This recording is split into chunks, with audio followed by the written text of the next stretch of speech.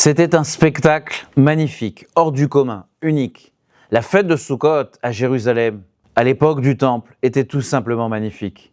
Le peuple tout entier se rendait sur le mont du Temple à la tombée de la nuit jusqu'aux petites heures du matin pour assister, voir les plus grands sages d'Israël danser, se réjouir. C'était un moment unique. Et d'ailleurs, Rabbi Yoshua, dans la Gemara, nous donne le programme de ces nuits qui était exceptionnel.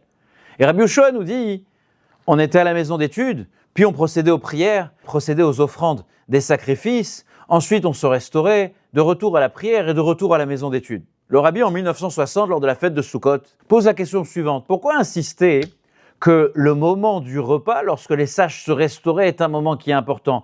Pourquoi ce moment d'activité des plus banales doit faire partie de ce programme si sublime et si spirituel de nos sages, alors que le moment exigeait a priori une transcendance qui dépasse le corps? Et le rabbi nous explique que Rabbi Yoshua, dans la Gemara, vient nous offrir une idée fondamentale. Il y a 3 approches de la vie. La première n'est que physique et terrestre. Je ne m'intéresse qu'à mon corps, qu'à satisfaire ses besoins et lui procurer que du plaisir. La seconde approche est une approche où je veux me détacher totalement des aspirations et des tentations de mon corps pour procéder à une forme d'ascétisme et de spiritualité qui est déconnectée de la vie terrestre sur cette terre. La troisième approche, qui concerne peut-être la plupart d'entre nous, la troisième approche est une forme hybride des 2 premières. Je donne à Dieu ce que je pense lui devoir, et ensuite je peux me laisser un peu aller. Le problème, dit le rabbi, c'est que ces 3 approches nous laissent sur une certaine fin qui est difficile. La première, quand on n'est que dans le physique, cela crée dans notre psyché un vide émotionnel qui est incroyable. La seconde, elle vient abîmer la santé de notre corps. On ne peut pas continuer de cette manière.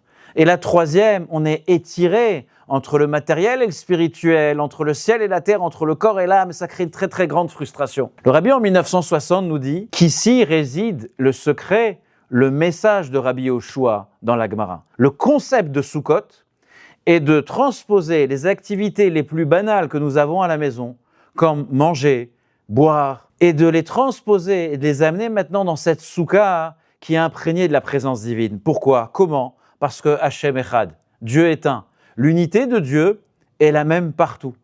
Il n'y a pas de différence et de fossé entre le ciel et la terre, entre le corps et l'âme. Dieu rayonne dans le matériel autant que dans le spirituel. Dieu rayonne à travers le corps autant qu'à travers l'âme. À nous de le révéler, à nous de l'amener, à nous de faire en sorte de transposer ce qu'il peut y avoir de plus banal et de plus commun dans nos vies pour faire en sorte que ces moments-là soient également des moments où je suis en train de servir Dieu. Le rabbi continue et dit, si votre corps a besoin de quelque chose, si votre famille a besoin de quelque chose, si votre santé mentale a besoin de quelque chose, ce n'est pas un échappatoire au service divin, c'est une nouvelle manière de servir à Kadosh Baruch Hu. Ici réside tout le concept de la fête de Sukkot, Zman Simchatenu, le temps de notre réjouissance.